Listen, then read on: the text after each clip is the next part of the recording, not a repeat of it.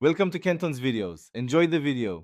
Start by measuring 1 cup heavy cream, 2 tablespoons granulated sugar, and 1 teaspoon vanilla extract. These proportions yield light, stable whipped cream.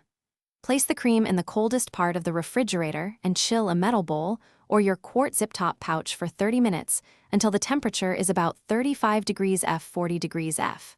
Prepare your piping hardware.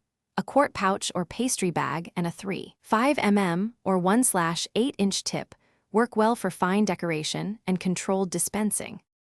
Pour the chilled cream, sugar, and vanilla into the zip-top pouch, seal almost completely, and press out excess air.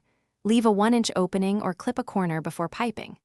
Hold the pouch with both hands and whip by squeezing and shaking vigorously in a circular motion for 2-4 minutes. Times vary by temperature and vigor. Check for soft peaks by momentarily opening the corner. The cream should form a rounded tip that slightly folds over, indicating it is ready for immediate use.